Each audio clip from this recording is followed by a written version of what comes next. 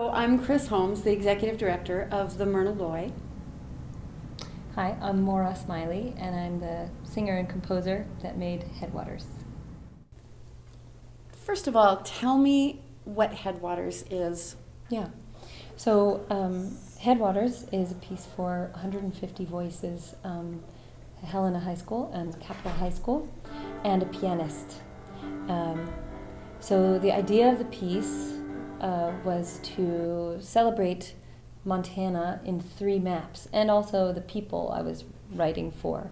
So these maps illuminate the area of Montana around the capital, and also the beginning of the longest river in the United States. So movement 1 zooms in to the headwaters, which is the meeting of the Gallatin, the Jefferson, and the Madison rivers, which then become the Missouri River. And then movement 2 will zoom out to show the regions and all the towns around Helena. And movement 3 zooms out even further to sort of show the big trajectory of the river out of Montana, and on the way celebrating the things that are uniquely Montana. I'm prone to be drawn to land. I'm prone to experience, I guess, artistic visions because of place. So, yeah. One thing that I experienced during the premiere performance last night was the rhythmic nature of the sounds of the places. Yeah. And as you drive through Montana, there's this kind of rhythm of river and plains and hillsides and mountains and pastures and fields. Yeah. Could you just read some of the place names that are in the piece? Yeah. The kids are, at some point, the singers are shouting them out. They're sort of chanting them. Yeah. It's a combination of how you use those. So Yeah. So I was, because of the map, of wanting to sort of orient the piece onto the map and expand that map throughout the 3 movements. The middle movement, you really start to get a sense of the geography around this area, around Helena. So we had sort of a chanty Helena at the core, and then everyone would call out Birdseye, Wilburn, Black Mountain, Stemple Pass, Rimini, Red Mountain, Ovando, Lolo, Frontier Town, Silver City, Red Mountain, Mount Edith, Gates of the Mountains, Canyon Ferry, and on and on. There were many, many town names and mountain names. And also the metaphor for young energy and a young river, again, made it very obvious to make that physicality run through the entire piece. So it was I actually imagined projection of this map on the performers, was my original vision of this sort of projection moving on the singers. But what we ended up doing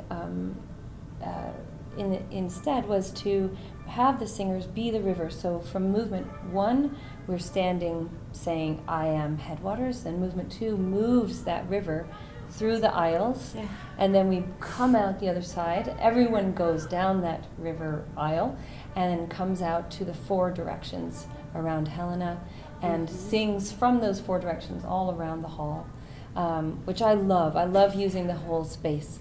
And then finally we file back into becoming, the greater choir at the front.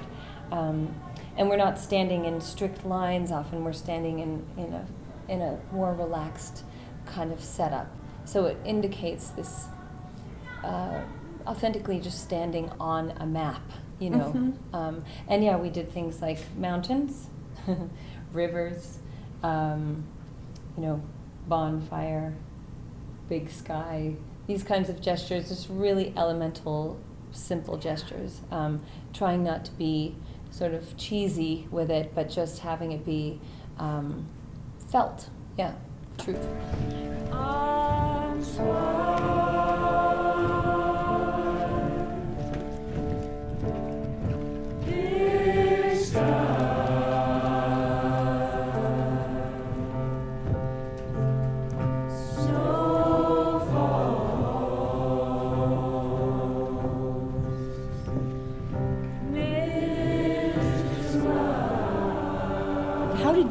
get started working with our schools and our choirs? Great question. So I was here in Butte with the band Solace, who's come out to Montana many times and written a play about Butte and the history of Butte. And so I was out at that festival, and Jim Schultz was there, and is a massive fan of Solace, and I was the new singer. So he came over and I think said hello, and then got in touch and said, if you'd like to come work with our high school choir, there's a new teacher and she's wonderful, and I want to support her, and you seem like a good person to do that. So you've come back a few times to visit with Molly Steele's choirs at Helena High? I have, yeah. So I think I first came out just to work on some songs, you know, do my crazy warm-ups and and kind of show them, you know, this is what a professional singer and writer of music can look like, and have them ask questions, and also, yeah, I guess in a way it's supporting Molly's efforts with somebody from the outside saying, this is good, this is a good place to be.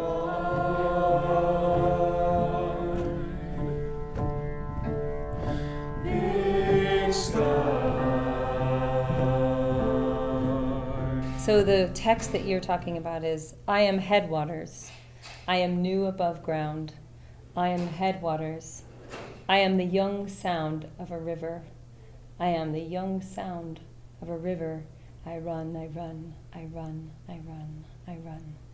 So this piece, the metaphor of the river and writing for young singers, which I don't often get to do, was kind of came together in my mind as the writing for and about that new energy of youth and the beginnings of a river. So I decided I wanted what the rehearsal process contained was just singing your own part, which is often, if you're singing right next to you know, alto 1 and alto 2, they're really dissonant, and they're really not fun to sing by themselves. But that's because they're contained within a very big chord.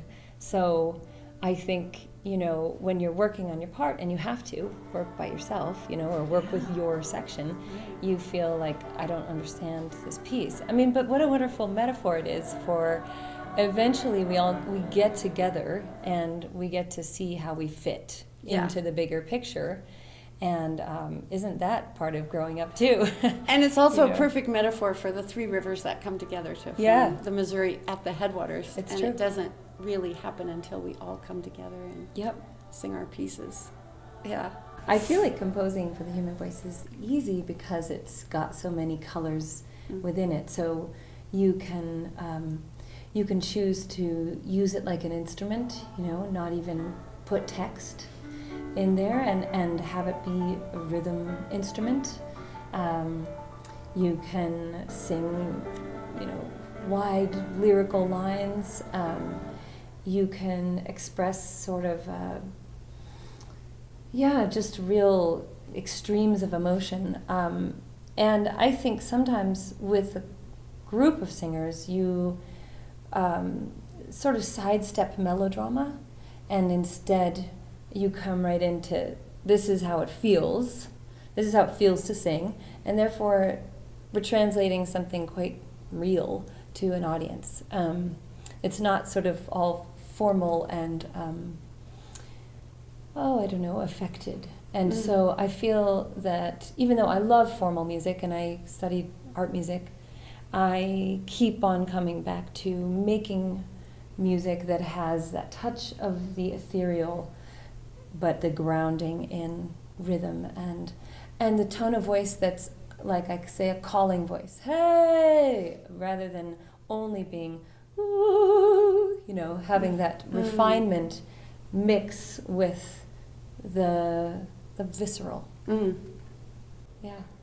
And that's the power of art, I think. Yeah. Is engaging us in something greater than ourselves. Yeah. That unleashes this beauty on the world. And now, like the river that comes out of the Headwaters, it's unleashed upon the continent and shapes so many millions of people's lives. Yeah. Now this piece of music is unleashed upon the world and will bring beauty and glory I hope so. in so many ways. Yeah, I hope so. Thank you for all that hard work.